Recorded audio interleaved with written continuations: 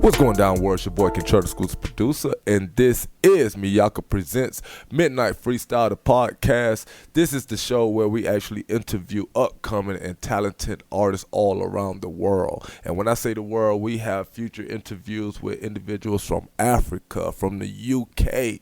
Yes, we're taking it that far. Mei'ca, we're globally known. It's going to become a household name, so let's just get used to it.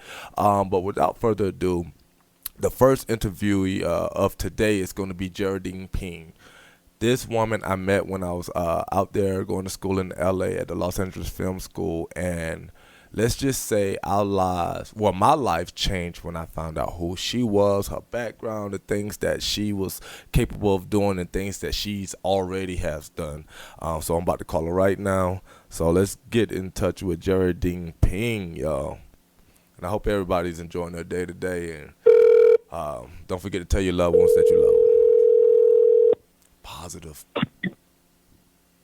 Kentrell. Geraldine Ping, thank you so much for joining Mid-Night Freestyle the Podcast. Oh, my pleasure. Hey, so I already told the audience, I was like, hey, you know what? This is Geraldine Ping. When I first met her and I found out who she was and what she has accomplished in life, I was like amazed, and it's changed my life. So can you please fill our audience in on who you are, where you're from, and the things that you have already accomplished? All right. It goes back quite a personal journey. Mm-hmm. So initially, I was DJing at a very young, late teen age. And then from there, I got into some acting. Mm-hmm. And I was actually raised in Singapore. And I came to LA about 12 years ago. Okay. So quite settled here. And then I had been singing in Singapore as well, with bands, performing. So were you the band leader or just a singer is in itself? Well, basically, as a singer and songwriter as well. Okay. And we had actually participated in things like Singapore National Day. Oh, wow. And then I was interviewed by the local radio station. We were on competitions and performed at paid gigs and things like that as a band, you know. Isn't it true that one of your songs actually was so popular in Singapore that it actually was playing on the one of the air carriers that they actually have, commercial airplanes? Yes, actually. I had even Jerry Rhymes. It was a pop jazz fusion of nursery rhymes that was played on Singapore Airlines. What? And then some songs written about Singapore. Uh-huh. It was about food, you know. It was also about what Singapore was about, you know. And it was played on Singapore Airlines. And they even wrote a short little article about me in their in-flight Singapore Airlines magazine. Yeah. Wow. So how does that make you feel to have accomplished all that? Because do you feel that, you know, the industry has changed to where they've made it harder, or is it to the point of where it's, you know, like the more that, let's put it this way, when you came from Singapore to LA, was it easier to do the things that you did back then than it is now? Well, the thing is, when I came to LA, mm-hmm. all I had to do was, again, knock at people's door, you know, like what I did. And I gave them, you know, as in like knocking to the newspaper doors and things like that. Oh. And I even had write-ups here, in the, like, for example, like Pasadena Star newspaper. Uh-huh. Yeah. And I had write-up Music Connection magazine. Wow. And then, back in Asia, I even had write-ups by MTV Asia. Wow. Yeah. Is it harder now? Would you say it's harder now to do those things for individuals? Like, say, for instance, you meet someone on the street and they're saying, hey, I want to be a musician. Do you think they could still follow your path that you've already, you know, accomplished? Well, you know, the thing is, you have to be very sure, perhaps, what kind of crowd you want to attract, Right. according to your genre and the kind of media. Mm-hmm. And that is something I have to tweak also, in my own personal journey, actually, It's okay. So, I mean, we tend to say, hey, we like all kinds of genres and things like Right. that, but to an extent, it all depends on what you release, Right. what age group, what genre, what kind of crowd will most likely support you, actually, you see. Right. And see, I'm glad you're actually speaking on that subject of basically marketing. A lot of new artists nowadays, they actually forget that concept. They just go into the studio, they'll write lyrics, they'll find a dope producer with some beats, get on the beat, and then that's it.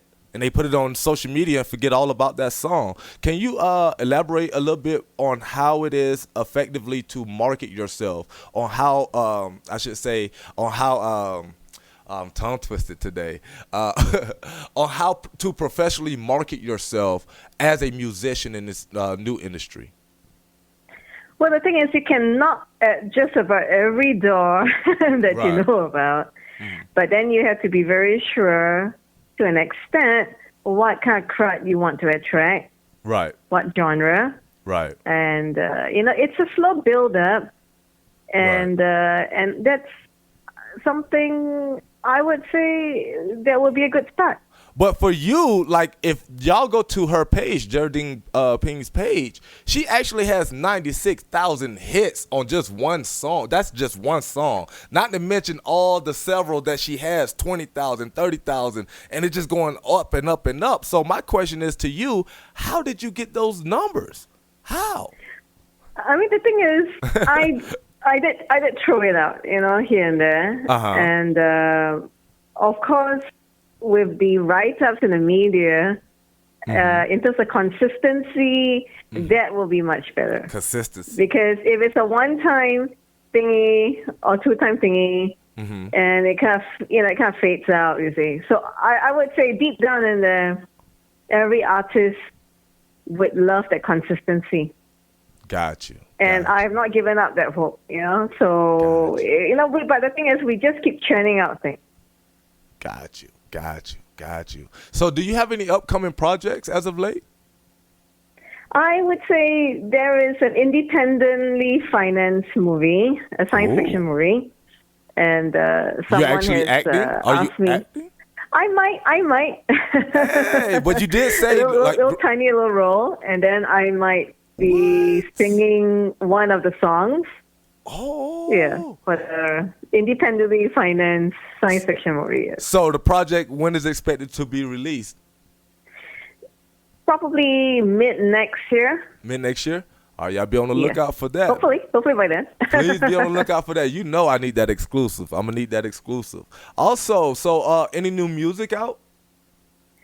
Well, I would say, I've been actually trying to pen new songs in and out here and there, Mm-hmm. So I would say, I think the last track I did was sometime, I think it was about 6-7 months ago.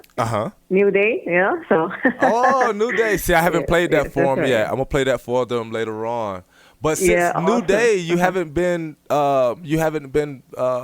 I guess, in the studio, or you just haven't, are you like basically changing your pathways, or are you looking for more producers, engineers, such and so forth, or how's that working for you? I would say, I am looking forward to what's next year. Okay. And then I would actually be teaming up with most likely a few people. Okay. Yeah, and though I know we all hold on to a daytime job here and then trying to find time and juggle. Hey, but see, that's the reality though, and I don't think a lot of artists, newcoming artists, understands that you're gonna need a side job. This music career isn't a for sure thing. You have to be consistent, like she said. You have to go door to door. Basically, you have to demand your respect in this industry. One thing I want to talk to you about, Geraldine, that I don't think a lot of others also know about is when it comes to these views and these album sales, Do you believe that the record labels that they are signed to buys half of those or some of those likes and those album sales? Well, the thing is, it can get controversial. Right. What the big boys do. Right. For them, it's a form of investment. It's a full-on investment. And certainly, to get into the Billboard, it's according to sales. Mm-hmm. So we have also read openly about how certain record companies go about doing it actually. So it's a form of investment. Oh, got you. So I don't want to sign someone and they look bad on my label, make my label look bad, basically. So understandable. Hey, that's very understandable. So would you like to give any shout-outs before we get out of here? Well, all I can say is I still have that little mustard seed of faith and hope that, we will just continue to turn out things. Right. And this journey will never end. No. And I pray that other artists, composers will never give up. And at times I need to be reminded as well. Right. No, we all do. We all do. We all hit that patch. Yeah. So that's very understandable. Very understandable. Yes. So if they want to listen to some of your music right now, where can they go to find you? Well, they can go to my website. They can actually type www. As in my name, GeraldinePeng.com, as in GeraldinePeng.com. There you go. There you have it. GeraldinePeng.com.